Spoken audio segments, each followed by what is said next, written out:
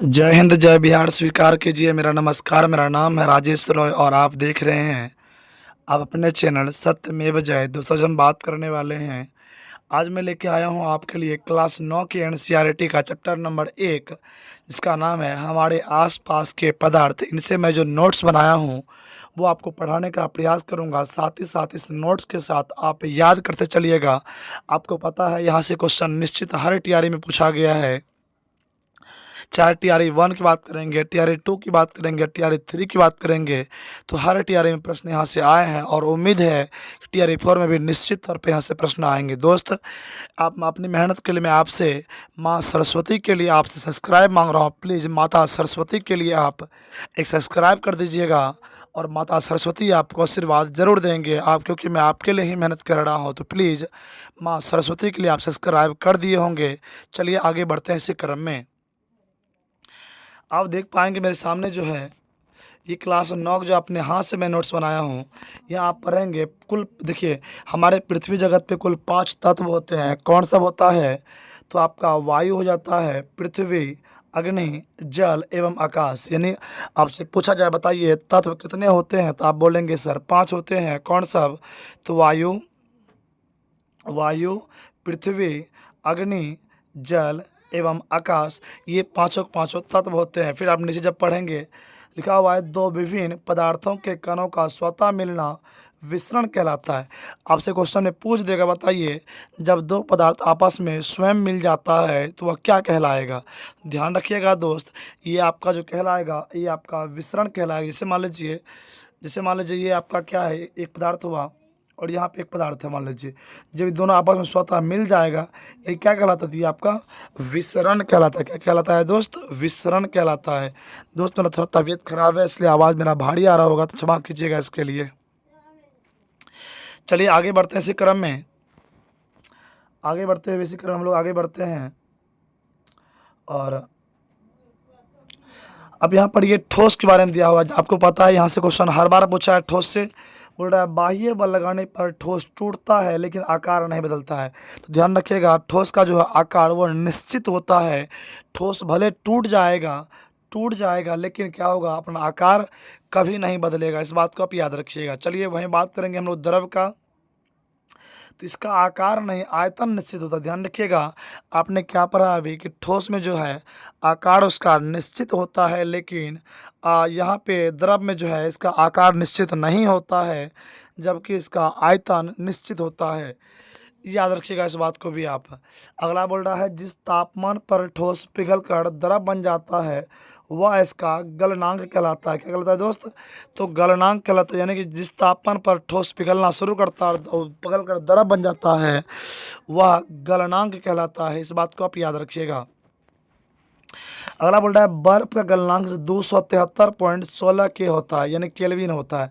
आपको पता होगा दोस्त 0 डिग्री सेल्सियस के बराबर जो होता है वो 216 के होता है। कितना होता है? 273 के होता है। इस बात को आप याद रखिएगा कि 0 डिग्री सेल्सियस के बराबर 273 के होता है। आगे आप पढ़ेंगे हालांकि इस चीज़ को। तो बर्फ़ का जो गलनांक होता है दोस्त 273.16 के होता है। अगला ठोस से द्रव अवस्था में परिवर्तन को संगलन कहते हैं। यदि जैसे मान लीजिए कोई पदार्थ ठोस है और डायरेक्ट द्रव बन जाएगा तो क्या हो जाएगा, उसको क्या बोलेंगे हम लोग? तो संगलन बोलेंगे। इस बात को आप याद रखिएगा। चलिए अगला अगला बोल रहा है आपसे कि तापमान की अंतर्राष्ट्रीय असाई मात्रा केल्विन होती है। इस बार जो बीपीएससी में पूछा गया प्रश्न था कि तापमान का असाई मात्रा क्या होता है, तो आप ध्यान रखिएगा तापमान का असाई मात्रा केल्विन होता है। क्या होता है दोस्त? तापमान का असाई मात्रा केल्विन होता है। इस बात को आप याद रखिएगा। अगला हम लोग देखते हैं कि सेल्सियस से केल्विन में बदलने के लिए 273 डिग्री को जोड़ना होता है। मतलब जैसे मान लीजिए अगर आपसे क्वेश्चन बोल दिया जाए सेल्सियस है उसको केल्विन में बदलना होता है। इसका ट्रिक क्या है जान लीजिए। जैसे मान लीजिए सेल्सियस आप जानते हैं सी होता है और केल्विन आपका के होता है। सी से जब हम के में जाएंगे मतलब सेल्सियस से केल्विन में जाएंगे तो ये आपका प्लस होगा, यानी कि जुटेगा। आप ये बात जानिए रहे कि 273 कॉमन है और सी से जाएंगे के, तो आप जान रहे हैं सी से के ऊपर जाएगा, जिसके ऊपर का मतलब हुआ जुटना। और जब हम के से सी पे आएंगे यानी केल्विन सेल्सियस में बदलेंगे, उसमें हो जाएगा घटना। कहने का मतलब केल्विन से सेल्सियस में आएंगे तो 273 को घटाएंगे, यहाँ देखेंगे यहाँ घटाएंगे, जबकि क्या सेल्सियस से केल्विन में जाएंगे तो 273 को जोड़ेंगे। इस बात को आप याद रखिएगा। वायुमंडलीय दाब पर वह तापमान जिस पर द्रव उबलना लगता है वह कहलाता है क्वथनांक। मतलब वायुमंडलीय दाब पर वह तापमान जिस पर द्रव क्या करता है तो उबलना शुरू कर देता है, वह आपका क्या कहलाता है दोस्त, तो वह आपका क्वथनांक कहलाता है। यानी मान लीजिए वायुमंडलीय दाब पर जो कोई तापमान होता है उबलना शुरू होता है, वह आपका क्वथनांक कहलाता है। इस बात को आप याद रखिएगा दोस्त।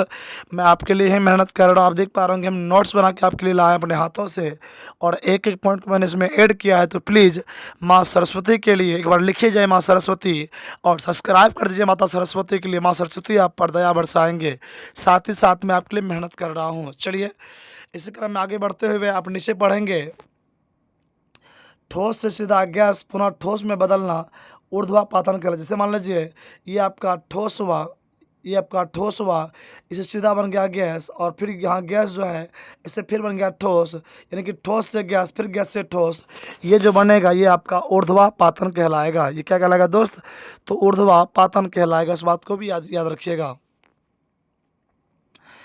अगला बोल रहा है, जब वायुमंडलीय दाब का माप 1 एटमॉस्फेयर हो तो ठोस CO2 द्रव अवस्था में आए बिना सीधा गैस में परिवर्तित हो जाती है। कहने का मतलब जब वायुमंडलीय दाब का माप 1 एटमॉस्फेयर हो तो ठोस CO2 द्रव अवस्था में आए बिना सीधा गैस में परिवर्तित हो जाती है। अगला पॉइंट क्या कह रहा है,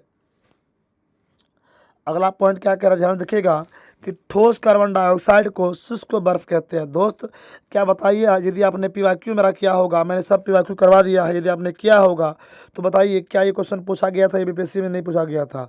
उस साफ साफ क्वेश्चन पूछा था कि जो शुष्क बर्फ को और क्या किस नाम से जानते हैं। दोस्त याद रखिएगा, CO2 अर्थात कार्बन डाइऑक्साइड, या ऐसे पूछेगा आपसे कि कार्बन डाइऑक्साइड को एक और नाम से जानते हैं, उसको क्या बोलते हैं, तो शुष्क बर्फ कहते हैं। ये क्वेश्चन BPSC में पूछा गया प्रश्न है।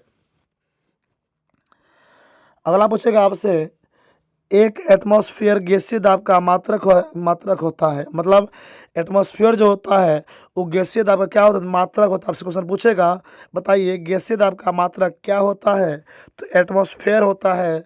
और दाब का साय मात्रक, दाब का साय मात्रक पास्कल और या तो न्यूटन प्रति वर्ग मीटर होता है। मतलब दाब का साय मात्रक जो होता है वो दोस्त वो पास्कल होता है या फिर न्यूटन प्रति वर्ग मीटर होता है। ये भी क्वेश्चन आपके एग्जाम में पूछा गया है, इस बात को आप याद रखिएगा।